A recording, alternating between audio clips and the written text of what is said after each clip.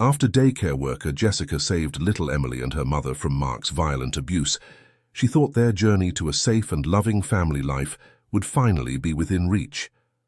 But Emily's father wouldn't let his daughter be taken away from him that easily, and with promises that he had truly changed, he slowly drew Madeline into believing they could become a happy family again, even after everything he had done to hurt her. Was Mark truly a changed man now? And what events would shatter the little girl's hopes of a happy family once again? Before we dive into part 2 of this shocking story, comment where you're watching from today, and if you like this story, don't forget to subscribe. 4 weeks had passed since that fateful day when Jessica Lane rescued Emily and her mother, Madeline, from the abusive Mark Carter. In that time, Jessica had become a close friend to Madeline, helping her and Emily navigate the difficult aftermath.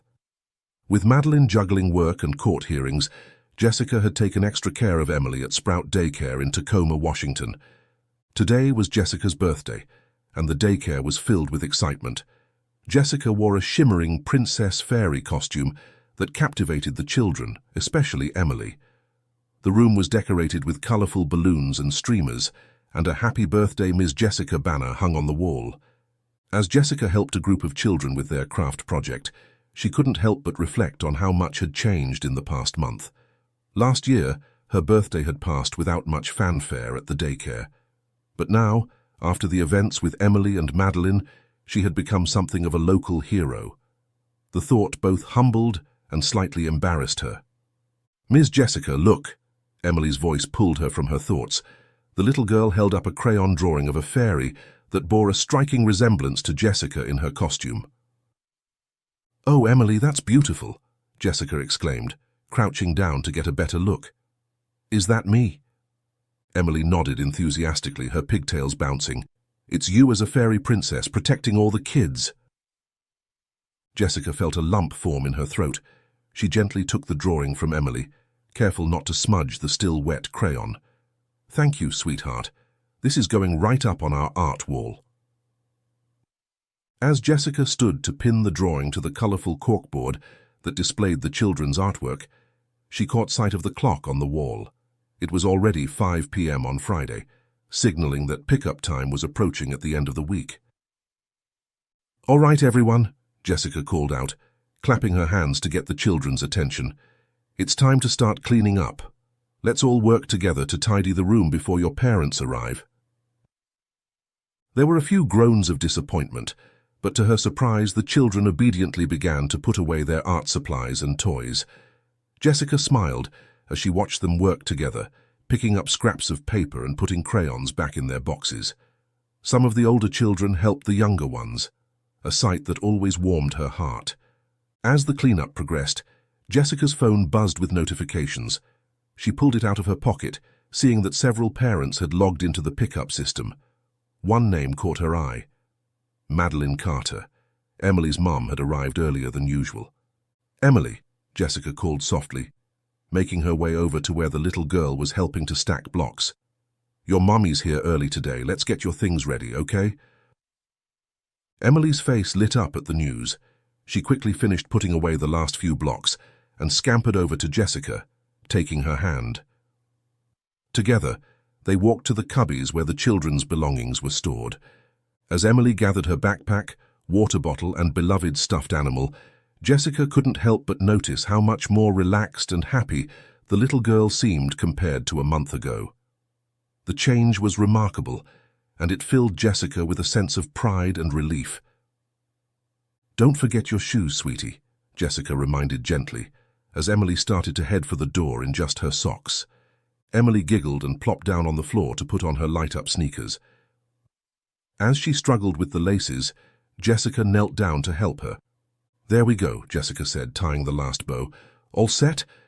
Emily nodded, clutching her stuffed animal to her chest. Hand in hand, they made their way to the reception area where Madeline was waiting. As they entered the room, Madeline's face broke into a warm smile. "There's my girl," she exclaimed, opening her arms wide. Emily let go of Jessica's hand and ran to her mother, wrapping her small arms around Madeline's legs.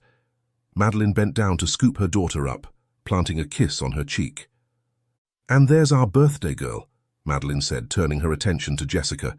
She set Emily down and stepped forward, enveloping Jessica in a warm hug. "Happy birthday, Jessica. Thank you for everything you do for us." Jessica returned the hug, feeling a rush of emotion. "Thank you, Madeline. It means so much to me that you remembered." As they pulled apart, Madeline reached into her purse and pulled out a small, beautifully wrapped gift. "This is for you," she said, handing it to Jessica.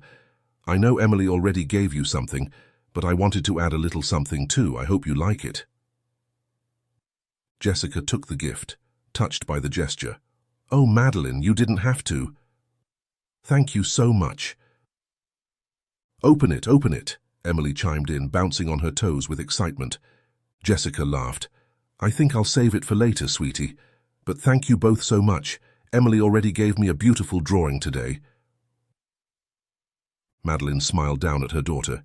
"Did you, honey? That was very thoughtful of you."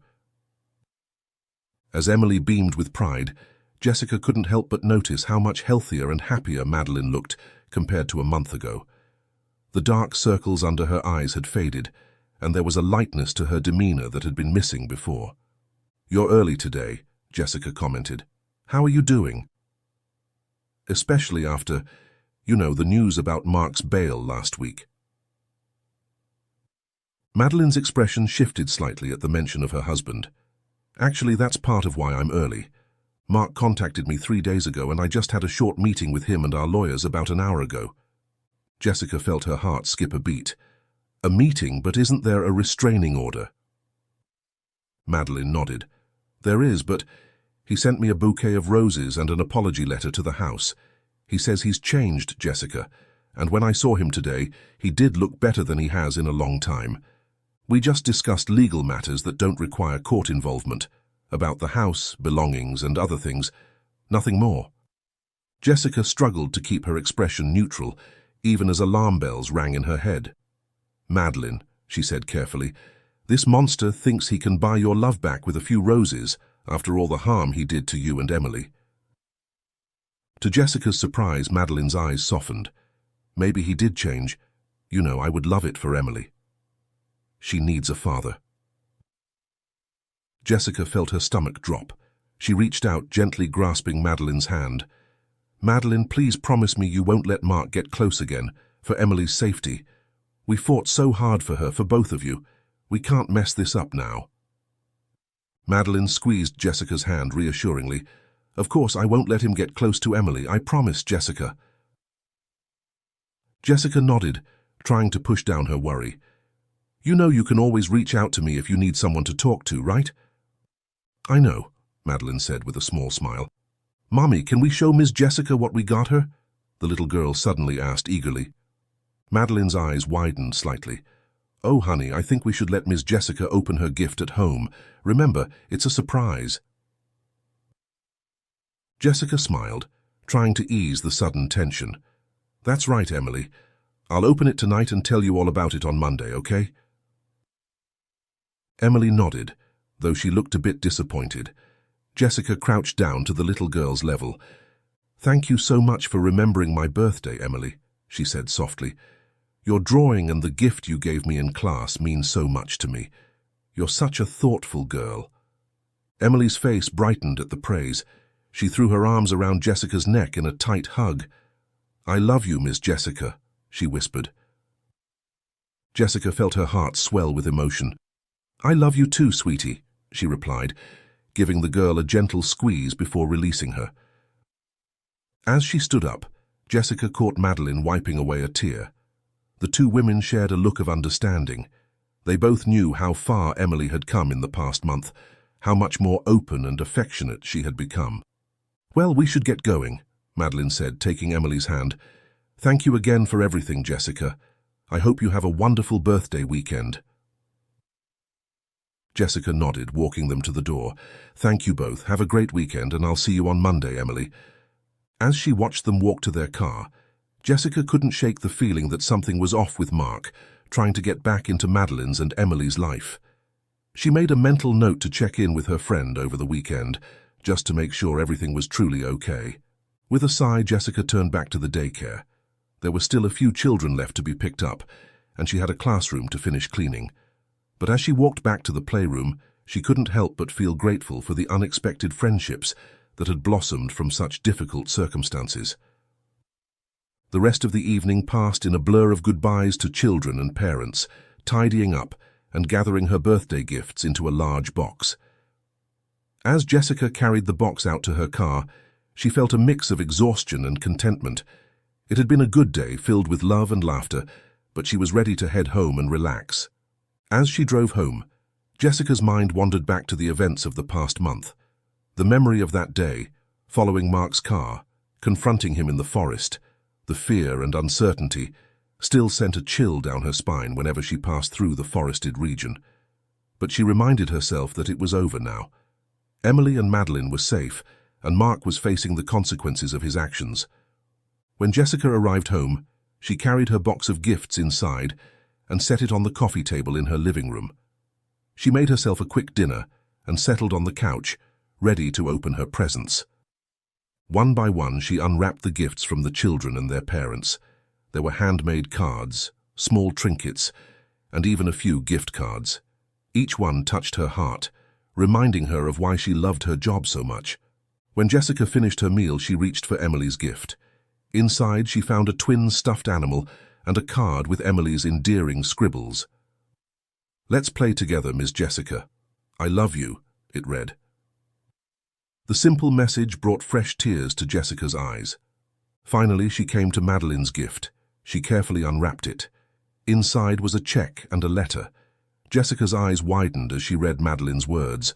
The check was meant to contribute to Jessica's expansion plans for the daycare. There was also a postscript encouraging Jessica to use some of the money to treat herself. When Jessica saw the amount on the check, $5,000, she gasped. It was far more than she had expected, and she knew Madeline must have made a lot of sacrifice to give her that much. And not only that, beneath the check was a small jewelry box. Inside was a delicate silver bracelet with a small charm in the shape of a guardian angel.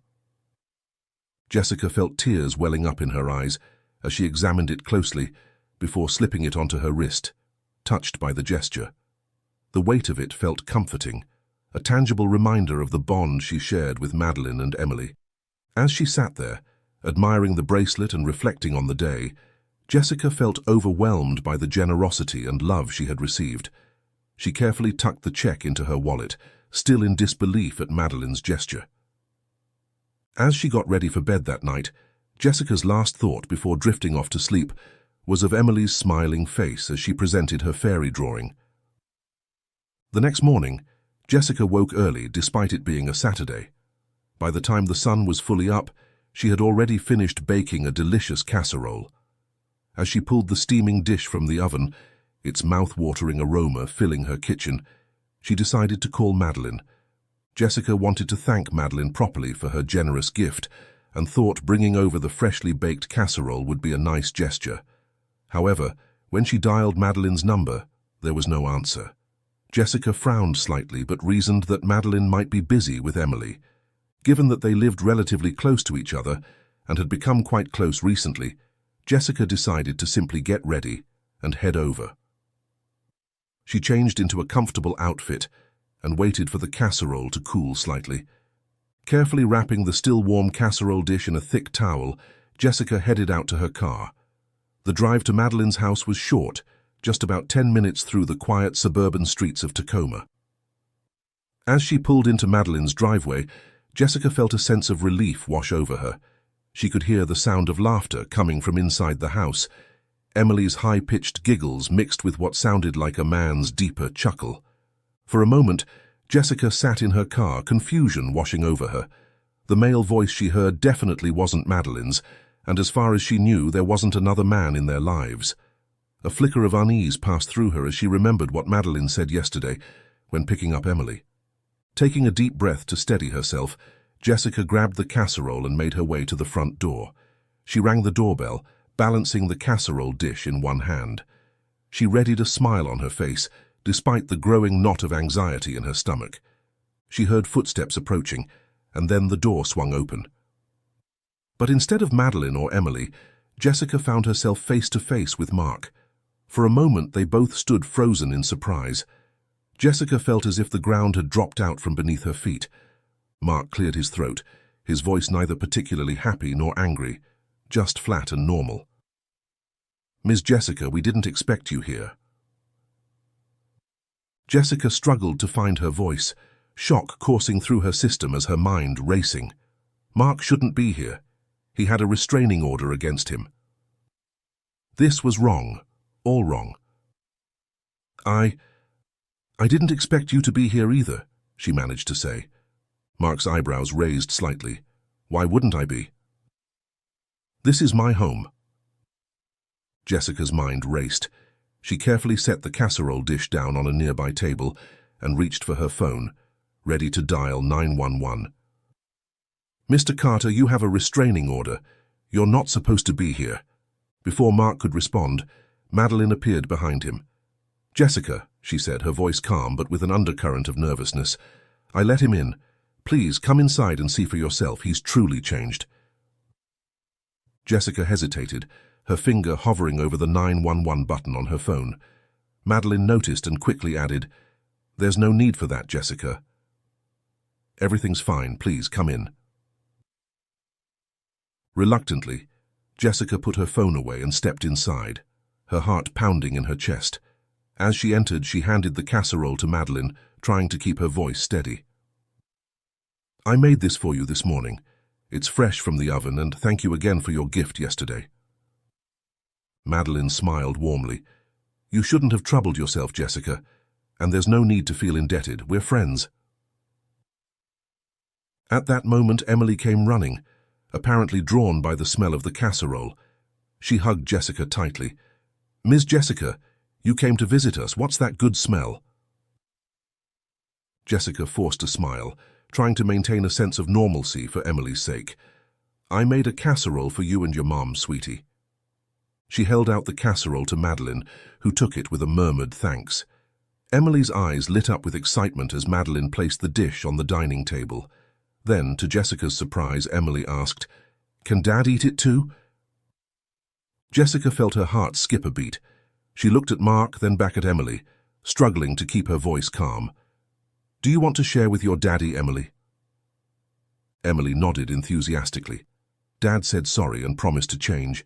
He's a good guy now. And Miss Jessica, you told us in class that we should forgive those who admit they did wrong and ask for forgiveness, remember?" Jessica felt trapped by her own words. She nodded slowly. "Of course, Emily. You're free to share with whoever you want."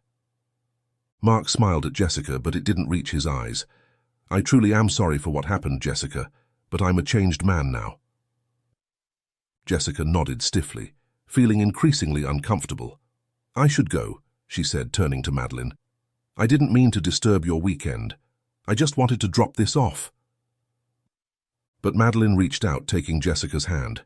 "Please stay," she insisted. "Mark can play with Emily. They were doing some crafts before you came. We could talk privately." Jessica hesitated, torn between her desire to leave and her concern for Madeline and Emily. Finally, she nodded, deciding that staying might give her a chance to assess the situation better. Madeline turned to Emily. "Sweetie, why don't you go play with Daddy now? Miss Jessica and I need to talk." As Emily and Mark headed back to their craft project, Madeline led Jessica to the backyard, closing the sliding glass door behind them for privacy. Once they were alone on the porch, Jessica turned to Madeline, her voice low and urgent.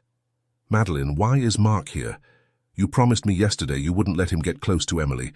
He has a restraining order against you and Emily." Madeline's eyes filled with tears. "I know, Jessica, I'm sorry, but you have to understand. Emily needs her father. And Mark, he's truly trying to change. He brought Emily a gift last night, a new stuffed animal. You should have seen how happy she was." Jessica felt her heart sink. She could see the hope in Madeline's eyes, the desperate desire to believe that things could go back to the way they were before. But she couldn't shake the memory of that terrifying day in the forest, of Emily's fear and Madeline's desperation. "Madeline," Jessica said softly, reaching out to take her friend's hand. "I understand that you want to believe in Mark's change, but it's only been a month. These things take time and professional help. It's not safe to have him here, especially not around Emily. Madeline sighed, reaching into her pocket and pulling out some papers. Jessica, Mark came last night with these, she explained, handing the documents to Jessica. Jessica scanned the papers, her eyes widening as she realized they were documents showing Mark was now attending professional help for his mental illness. "Last night?" she asked, her voice sharp with concern. Madeline quickly clarified, No, he didn't stay overnight. He's not living here yet, that would be too fast. But maybe over time we can be the family we used to be again." Jessica felt her heart sink as Madeline continued, "I'm thinking of dropping the charges against him. I've made an appointment with my lawyer tomorrow to discuss it." Jessica couldn't hide her disappointment. "Madeline, we fought so hard for justice. Are you sure about this?" Madeline's eyes filled with tears. "I know it sounds crazy, Jessica, but you have to understand, I just want what's best for Emily. I want her to have her father back, to have the happy family we once were." Jessica took a deep breath, trying to calm her racing thoughts. "I understand that, Madeline, but please promise me you'll be extra careful. This is a big decision, and Emily's safety has to come first." Madeline nodded, wiping away a tear. "I hear you, Jessica, I do, and I promise I'm being careful.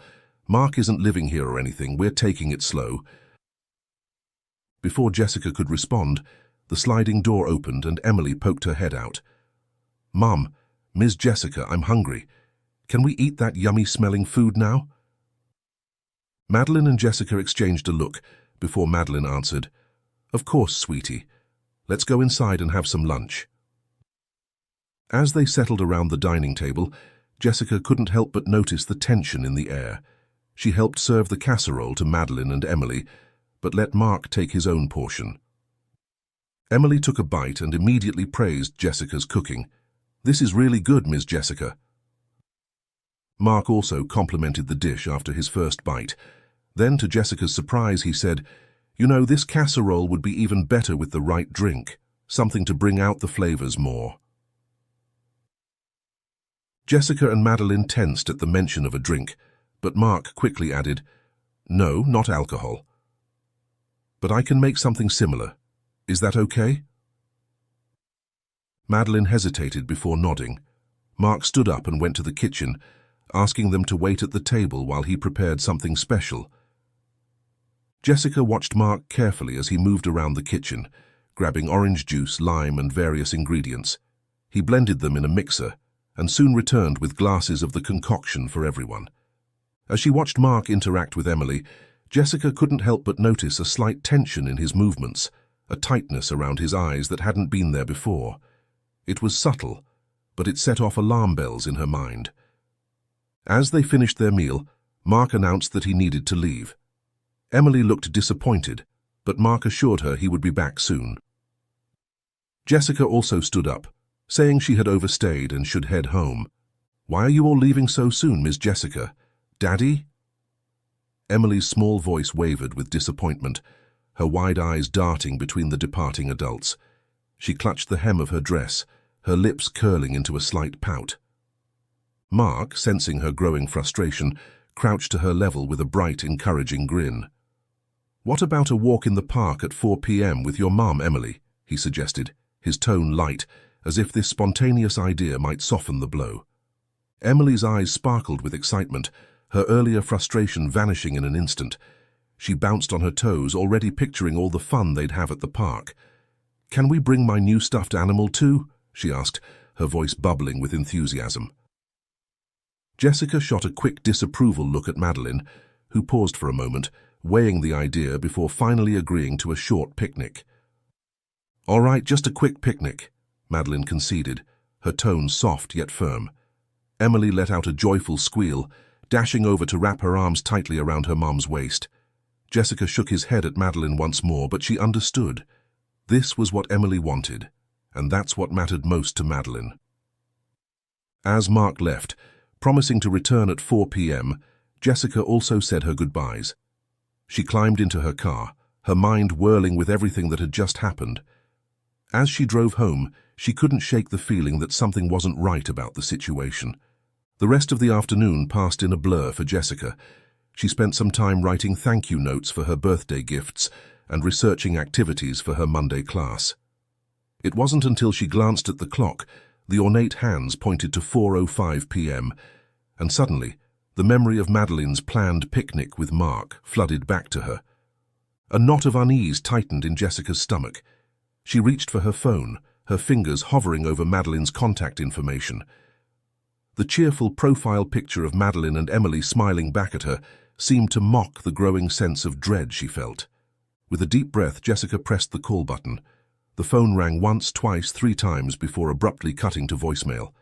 Jessica frowned, ending the call and immediately trying again. This time the call went straight to voicemail, as if the phone had been switched off. The knot in Jessica's stomach twisted tighter. She stood up, pacing the length of her living room, her mind racing. Maybe Madeline's phone had died. Maybe they were in an area with poor reception, but the nagging voice in the back of her mind wouldn't let her believe these comforting lies. Without further hesitation, Jessica grabbed her keys and rushed out the door.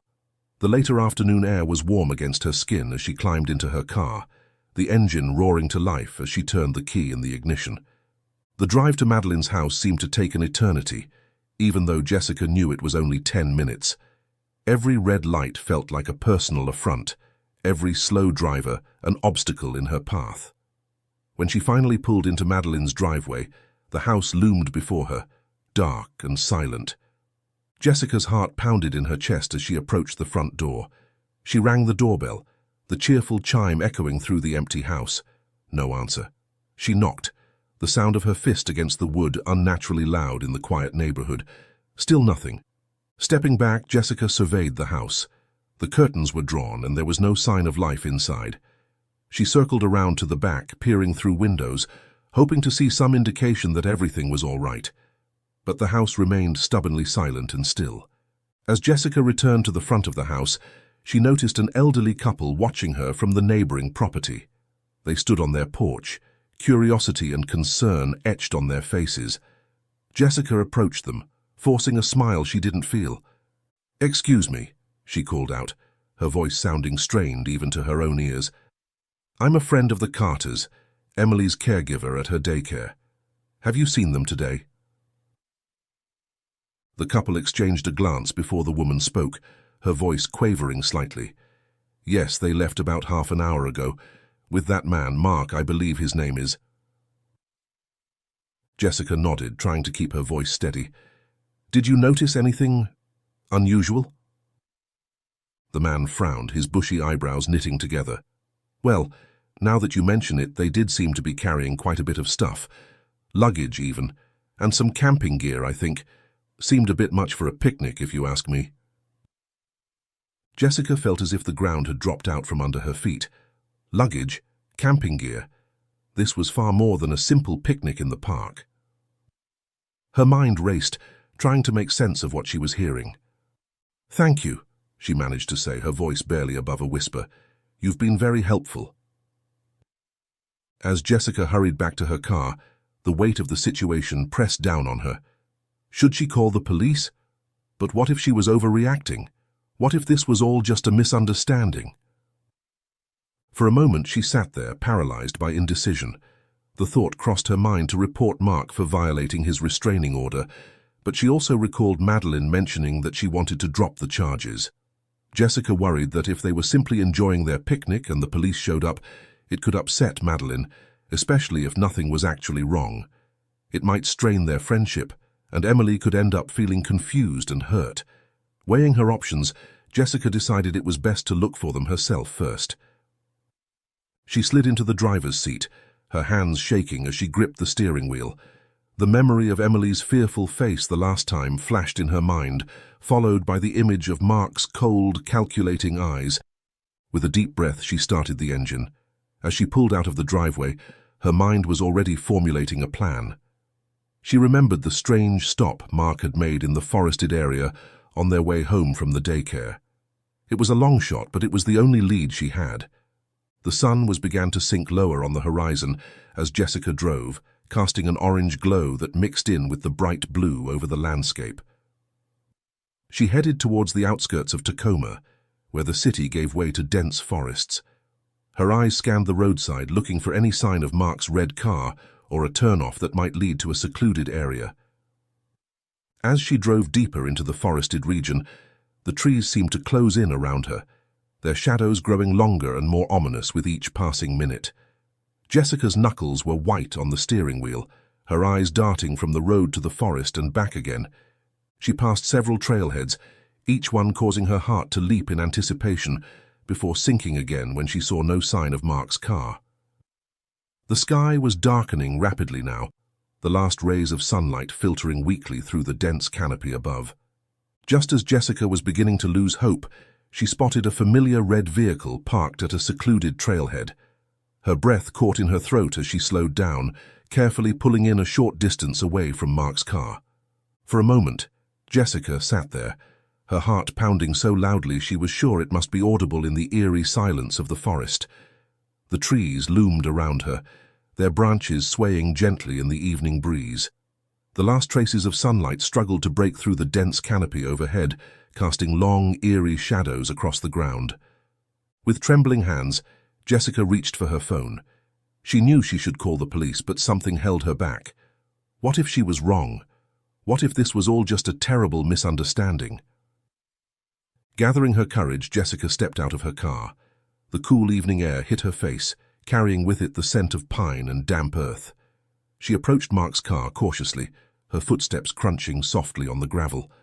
The car was empty, its windows dark and lifeless. Jessica peered inside, hoping to see some sign of where they might have gone. A discarded water bottle in the cup holder, a child's jacket thrown haphazardly across the back seat. Small, ordinary things that suddenly seemed ominous in the gathering darkness. Near the trailhead, Jessica noticed an information board. She approached it, squinting to read in the fading light. Her blood ran cold as she saw the notice. Area closed after 5 p.m.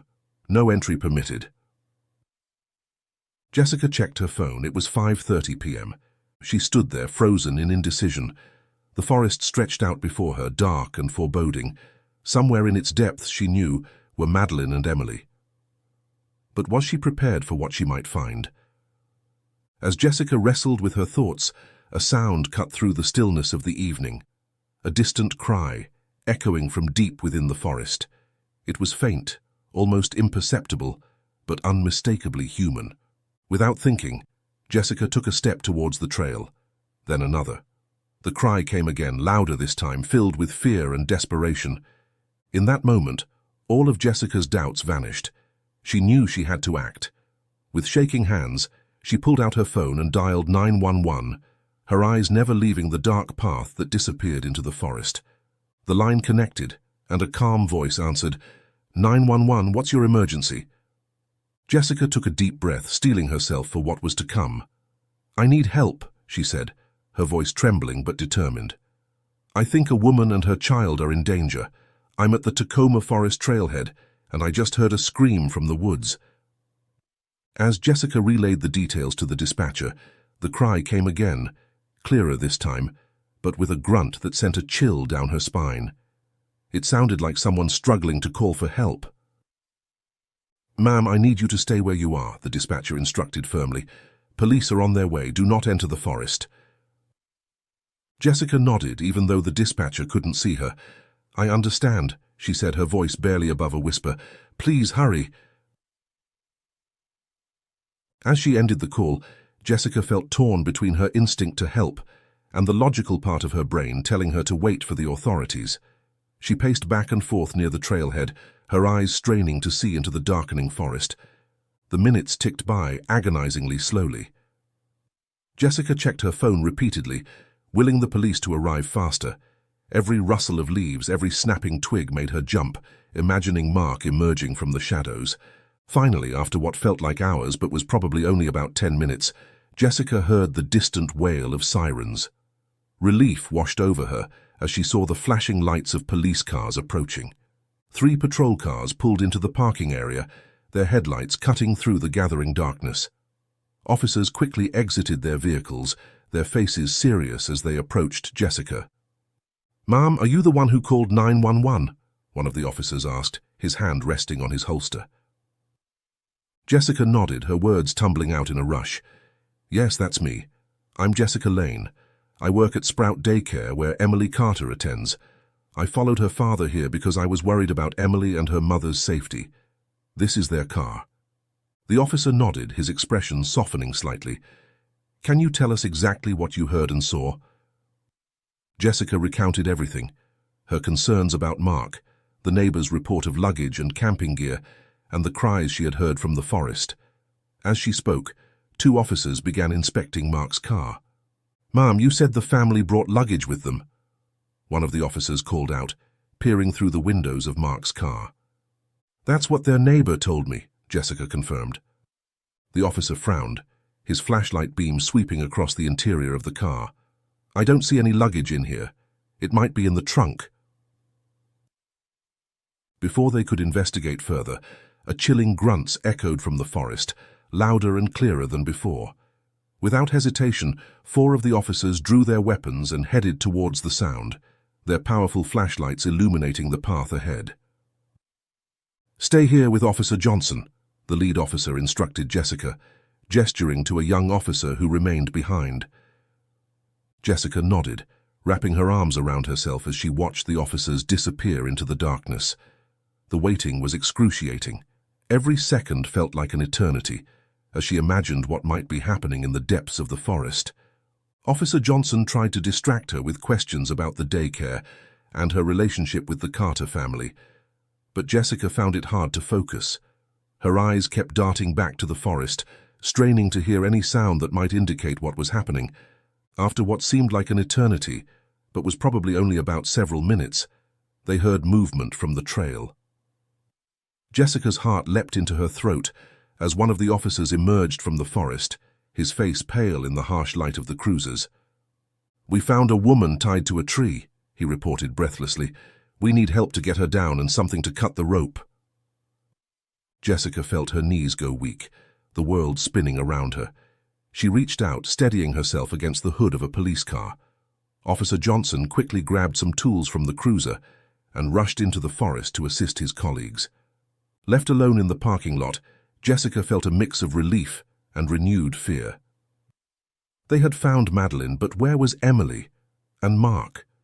The forest seemed to loom larger and darker than ever, hiding its secrets in its shadowy depths. As Jessica stood there in the gathering darkness, her mind drifted to the warning signs she had seen but had been powerless to prevent.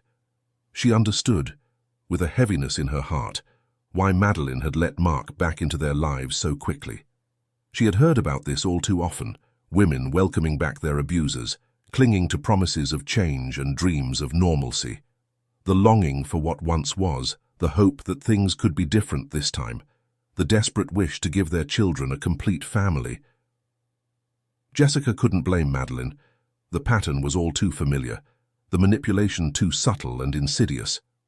Still, knowing this did nothing to ease the knot of fear in her stomach as she thought about where Emily might be. Her dark thoughts were interrupted by a noise behind her. It was soft, almost imperceptible, the sound of gravel crunching under careful footsteps. She turned, expecting to see one of the officers returning. Instead, she found herself face to face with Mark, who was carrying an unconscious Emily in his arms. Time seemed to stand still as they stared at each other, the weight of the moment hanging heavy in the air between them. Mark's eyes were wild, a mixture of fear and determination etched on his face. Emily lay limp in his arms, her small form looking fragile and vulnerable in the harsh glare of the car headlights. Jessica's heart pounded in her chest, her mind racing to figure out what to do.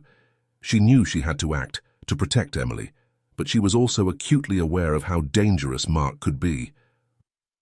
"Mark," she said softly, trying to keep her voice calm despite her fear. "What are you doing? This isn't right. Emily needs help." Mark's eyes darted around frantically, looking for an escape route. "You don't understand," he growled, his voice low and dangerous. "I'm protecting her. You can't take her away from me." Jessica took a small step forward, her hands raised in a placating gesture. "I know you love Emily, Mark, but this isn't the way to show it. Please, let's get her some help. The police are here. They can make sure everyone is safe." For a moment it seemed as though Mark might listen. His grip on Emily loosened slightly, and a flicker of uncertainty crossed his face. But then, his expression hardened once more. "No," he snarled. "You're all against me. I won't let you take her." As they stood there, locked in this tense standoff, Jessica could hear the sound of approaching footsteps from the forest. Help was coming, but would it arrive in time? The sound of a branch snapping shattered the moment. Mark's head whipped around towards the noise, his body tensing like a cornered animal. In that split second, Jessica knew she had to act. "Help!" she screamed at the top of her lungs, her voice echoing through the forest. "Over here!" Mark's face contorted with rage. Without a word, he lunged for his car, trying to shoulder past Jessica. She stood her ground, using her body to block the door, even as fear threatened to overwhelm her. "Mark, stop," she pleaded, her voice shaking. "This isn't right. You're scaring Emily." As if on cue, Emily began to stir in Mark's arms, her small body shifting as she slowly regained consciousness. Her eyes fluttered open, confusion and fear clouding her gaze as she took in the scene around her. "Daddy?" she whimpered, her voice small and frightened. "Miss Jessica, what's happening?" The sound of Emily's voice seemed to freeze Mark in his tracks. He looked down at his daughter, and for a moment, Jessica saw a flash of the loving father he had once been. But before he could respond, the forest erupted with shouting as the police officers burst into the clearing, their weapons drawn. "Freeze! Put the child down and put your hands where we can see them," one of the officers shouted, his voice cutting through the tense silence. Mark looked frantically between Jessica, the officers, and his car. Jessica could see the moment when the fight left him. His shoulders sagged, and slowly, carefully, he lowered Emily to the ground. As soon as Emily's feet touched the earth, Jessica rushed forward, scooping the little girl into her arms and backing away from Mark. Emily clung to her, burying her face in Jessica's shoulder as she began to sob. "It's okay, sweetheart," Jessica murmured, stroking Emily's hair. "You're safe now. Everything's going to be all right." The officers moved swiftly, surrounding Mark and securing him in handcuffs. As they read him his rights, Jessica turned her attention fully to Emily, checking her for any visible injuries. "Emily, honey, are you hurt anywhere?" she asked gently, her eyes scanning the child's face and arms. Emily shook her head, her lower lip trembling. "I'm scared, Miss Jessica," she whispered. "Where's Mommy?" Before Jessica could answer, more movement from the forest caught her attention. 2 officers emerged, supporting a visibly unconscious Madeline between them. Jessica gasped at the sight of her friend's bruised face and torn clothing. "We need medical assistance immediately," one of the officers called out. "Mommy!" Emily cried out, squirming in Jessica's arms. Jessica gently held Emily back, her arms wrapped securely around the little girl's small frame. "Not yet, sweetheart," she whispered softly, brushing a strand of hair from Emily's face. "Your mum's still feeling a little weak, but I promise you'll see her again very soon." Emily's drowsy eyes blinked up at Jessica, the lingering effects of whatever drug Mark had given her making it hard for her to stay fully awake, let alone stand. She gave a small nod, though her gaze remained fixed on Madeline, her little heart aching to be near her mother. As Jessica recollected herself from the event of the day, she felt a hand on her shoulder. She turned to see a kind-faced police officer standing beside her. "Ma'am, the medical teams are here." Jessica nodded, feeling a wave of exhaustion wash over her. Paramedics, who had just arrived on the scene, rushed forward with a stretcher. They gently laid Madeline down and began assessing her condition. Jessica watched anxiously, her arms still wrapped protectively around Emily. A kind-faced paramedic approached them. "We need to check the little one too," she said gently. "Can you bring her over to the ambulance?" Jessica nodded, picking Emily up and carrying her to the waiting vehicle. As the paramedic began a gentle examination, Jessica stroked Emily's hair, murmuring words of comfort. As the paramedics worked on Madeline and examined Emily, who was half-conscious and drowsy, a police officer approached Jessica. "Ms. Lane, we're going to need you to come down to the station to give a statement," he said. "You've been incredibly brave tonight, and your actions may well have saved 2 lives." Jessica nodded, feeling a wave of exhaustion wash over her. "Of course," she said, "but what about Emily? I don't want to leave her alone." The officer's expression softened. "We'll have a social worker meet us at the hospital to stay with Emily while her mother is being treated. You can give your statement there if you'd prefer." Jessica agreed, relieved that she wouldn't have to leave Emily's side just yet. As they prepared to leave for the hospital, Jessica watched the paramedics load Madeline into the ambulance. The gravity of the situation hit her anew, and she sent up a silent prayer for her friend's recovery. The ride to the hospital was a blur of flashing lights and sirens. Emily sat quietly beside Jessica in the police car, her small hand never leaving Jessica's. At the hospital, they were quickly ushered into the emergency department. Madeline was immediately taken for treatment, while a pediatrician came to do a more thorough examination of Emily.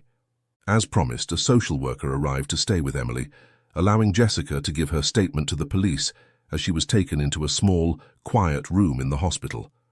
Her hands wrapped around a cup of lukewarm coffee as she recounted the events of the evening to 2 police officers. The weight of the day's events pressed heavily on her shoulders, and exhaustion tugged at her every word. One of the officers, a kind-faced woman named Detective Roberts, leaned forward. "Ms. Lane, there's something else you should know," she said, her voice gentle but serious. "When we apprehended Mr. Carter, we found some disturbing items on his person and in his backpack." Jessica's heart clenched, dreading what she might hear next. Detective Roberts continued, "We found a rope cutter in one of his pockets. In the backpack there were passports, his own, Emily's and Mrs. Carter's, along with clothes and other necessities for Emily." Jessica gasped, her hand flying to her mouth. "He was planning to take Emily away," she whispered, the realization hitting her like a physical blow. The detective nodded grimly. "That's our suspicion. It appears he may have been planning to flee with Emily."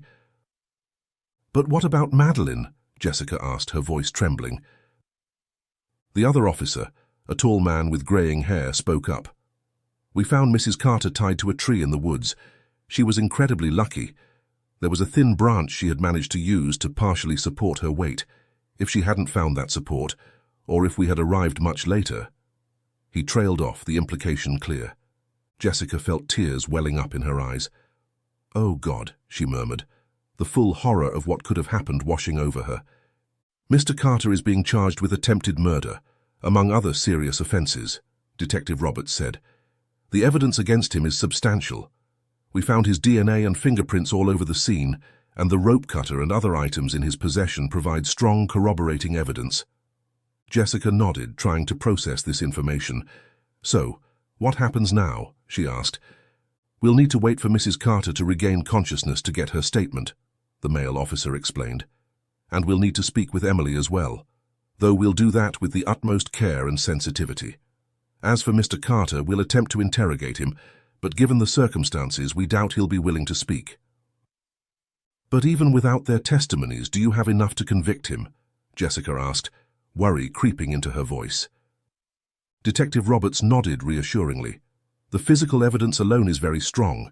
We're confident this case will put Mr. Carter behind bars for a very long time."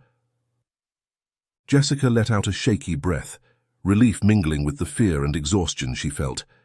"And Madeline? How is she doing?" The officers exchanged a glance before Detective Roberts spoke. "Mrs. Carter's condition is critical. She experienced a near-death situation out there in the woods. However, she is stable now. The doctors are doing everything they can for her.